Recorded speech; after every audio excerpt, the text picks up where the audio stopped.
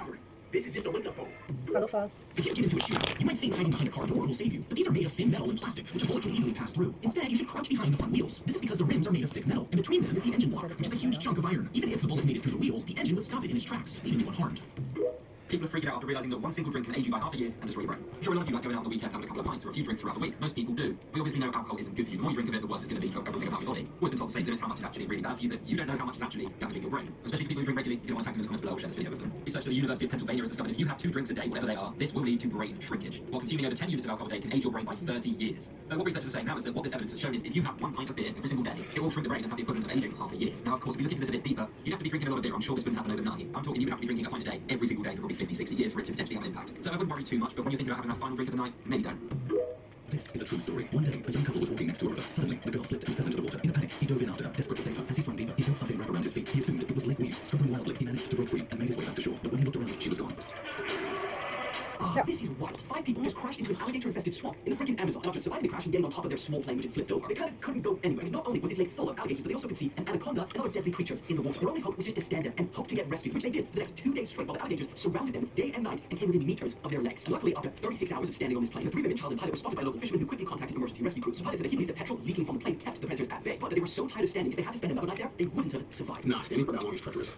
Glad they're safe. That reminded me of my trip that I took to Florida's most dangerous Everglades. If you guys haven't seen that video, I'm gonna try to link it here if you're on a laptop or phone. But if you don't see the pop-up, I'll just link it in the comments. So check it out. It was like a really nice vlog. Terrifying moment a humanoid robot woke up and attacked humans inside factories. CCTV shows the robot seemed to suddenly become aware of its surroundings and tries to break free from its restraints. It raises its arms in the air and brings them down with increasing speed and violence, appearing to move towards the 2 men. The dystopian clip ends with the handlers attempting to shut the robot down. China is starting to feel the pain from the US tariffs, but they don't want anyone to know about it. See, while we're currently seeing China's leaders publicly say that they're willing to fight America to the bitter end, privately, things are a bit different because Reuters is now reporting that Chinese companies importing US goods are being contacted by Chinese authorities to let them know that they don't actually have to pay those 125% tariffs they placed on America. Just some of the tariff exceptions that they're quietly making include US pharmaceuticals, microchips, ethane, and aircraft engines. We're even seeing a return of grain routes because some Chinese exporters now shipping their products to other countries like Malaysia or Thailand, relabeling them, and then forwarding them to the US to avoid those tariffs. So keep in mind, China has around 20 million workers involved in US-bound exports alone, and that is going to be painful because official data showed on Wednesday that Chinese factory activity has plummeted in April. This has resulted in a significant increase in worker protests, factories are closing down, and some employees' wages are not getting paid. And remember, China previously said we have no need to talk to the United States. Well, in the last couple of days, they've slightly changed their tone, saying that they are evaluating a US offer to engage in trade negotiations.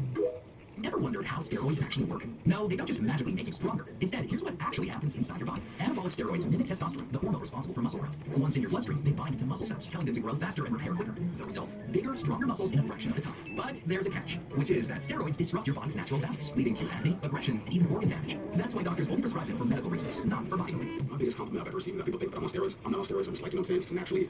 Thank y'all for watching. If you guys like this video, check out this video. YouTube said you guys would really like this one, so check it out. Bye-bye.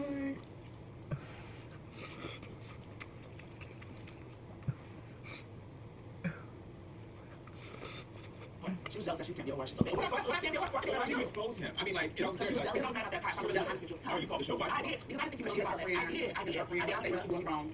Friendship with her because, like I said, it's a dictatorship. It's not a democracy. So before the fight, what was our friendship like? This is my closest friend in the whole world. We were like silent. We were sisters. So basically, you know, me and her, we really fell into each other. You get what I'm saying? And we became close friends and stuff. So it kind of became more than friends, and it kind of turned into like a family shit. Yeah, family. For y'all to be able to buy property, you have to be correct. I was living with her and everything. This is my other half. So she has to be my favorite. I was crazy.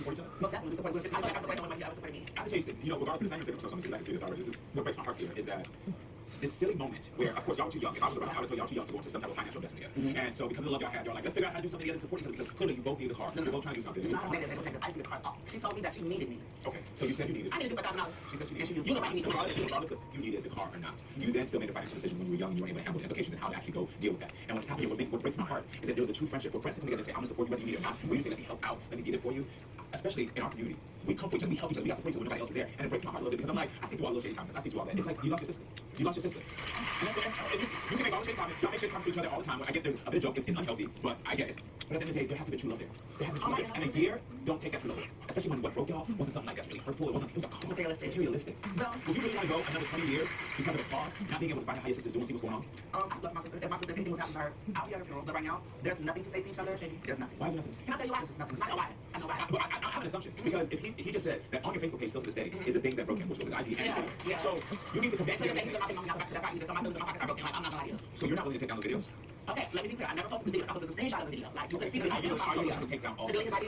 everything? Everything. And she has my Snapchat. I'm so sorry to reject. She did on my Snapchat. Yeah. So I deleted it. if we bring your phone out right now, we delete all this stuff. No, because I got a date. You know about that? Yeah, we all have. Solo class. Do I feel like being nice? Okay, I'll put my best foot forward. I will. I'll do it.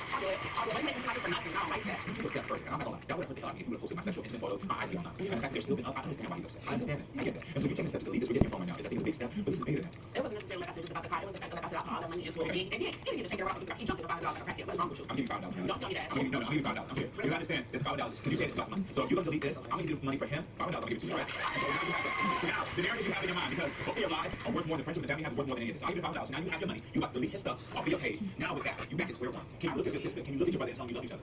I never love you. For real. You're so bad here. You're so sister. Yeah. I do love you. I will try to fix everything with you and work in a better relationship with you from now on. All right, listen, we're gonna make sure, because I'm gonna come back there. We're gonna make sure you come back there and delete stuff. Okay? All right? Double shot, best of luck. All right? I really got you. Best of luck. I'm just feeling like I understand what I did was wrong, and I'm taking the stuff to make it right. You're right.